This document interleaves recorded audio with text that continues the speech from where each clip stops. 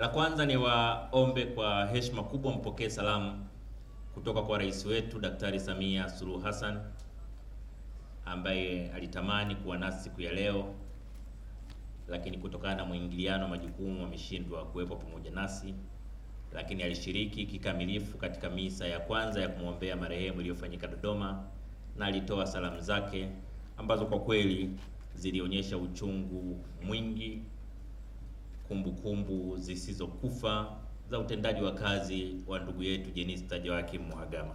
Mheshimiwa Rais amenituma tena niwape salamu nyingi za shukurani kwa utumishi wa Jenista, shukurani nyingi kwa familia yake, kwa ndugu zake, lakini vile vile shukurani nyingi kwa wananchi wa jimbo la Peramiho na wananchi wa mkoa wa Ruvuma, ambapo ndipo alipotoka Jenista ambaye alikuwa na utumishi wa kutukuka kwa nchi yetu.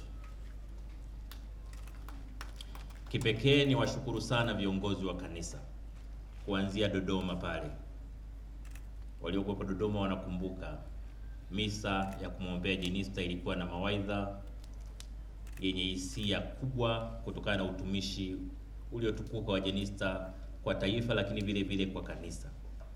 Misa hili iliongozwa na mapadri zaidi ya 10, lakini pia nimesisimka sana hapa kuona misa hii imeongozwa na mapadri wengi, lakini pia imesimamiwa na maaskofu wawili. Namshukuru askofu mwenyeji Ndimbo, Askofu Nyeisonga, mnatupa hamasa kubwa sisi ambao bado tupo, kwamba pengine tukiendelea kujitahidi kumkaribia Jenista, na sisi mtakuja kutupa heshima kwa namna hiyo. Nilisema Dodoma na hapa nitarudia kusema, Jenista alikuwa mtumishi wa kweli wa watu wake, na sisi siku zote tunaamini kwamba kiongozi, unapowaza tu kwamba nataka kuwa kiongozi, lazima akili yako ikwambie kuwa kiongozi maana yake kuwa mtumishi wa wenzako. Kuwa kiongozi sio kutafuta kuwa bwana mkubwa, sio kutafuta kuwa mnyanyasaji. Kiongozi anapaswa kutafuta kuwa mtumishi wa wenzake. Kama huna moyo wa kutumikia wenzako, basi huna wito wa uongozi.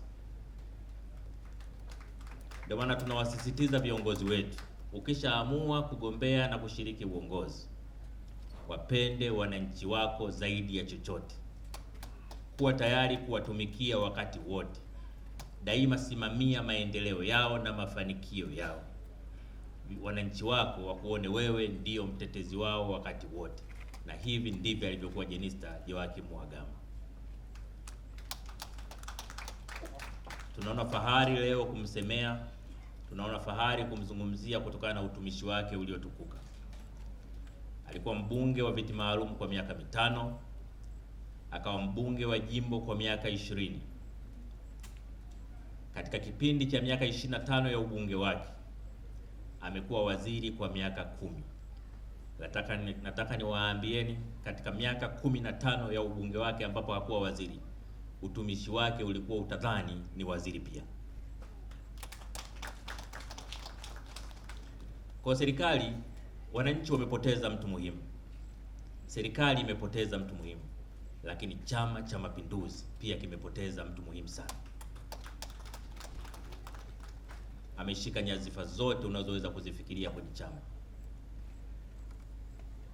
Amekaa kuanzia halmashauri kuu ya taifa, sekretarieti ya taifa, kamati kuu ya Chama cha Mapinduzi. Kote mchango wake hautaweza kufifia. Ndio maana naibu katibu mkuu wa CCM ameweza kufika kwenye msiba akiwa na sare ya kijani kwa kutambua mchango wa Jenista.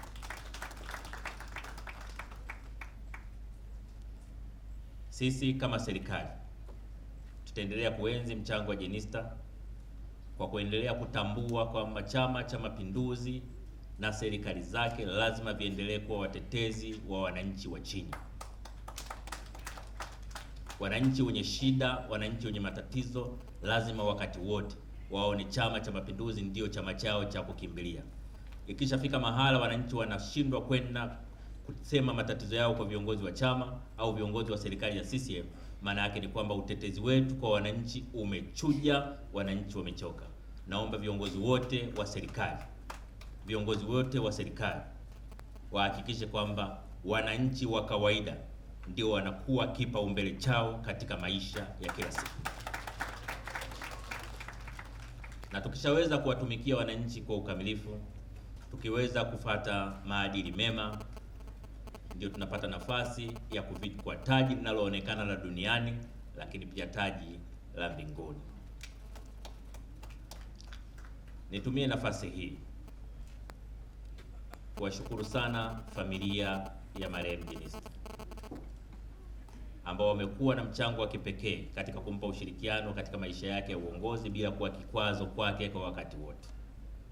Lakini pia nitumie nafasi hii kuwashukuru uongozi wa Bunge la Jamhuri ya Muungano wa Tanzania chini ya Spika kwa ushirikiano mkubwa ambao wameutoa kuhakikisha kwamba shughuli hii inakwenda vizuri. Lakini vile vile namshukuru Waziri Mkuu na ofisi yake kwa kazi kubwa ya uratibu. Rais alitoa maelekezo kwamba Jenista azikwe kwa heshima zote, na rais mwenyewe alitoa ndege ya kusafirisha mwili wa marehemu. Tunashukuru kwa usimamizi na uratibu wa rais wetu.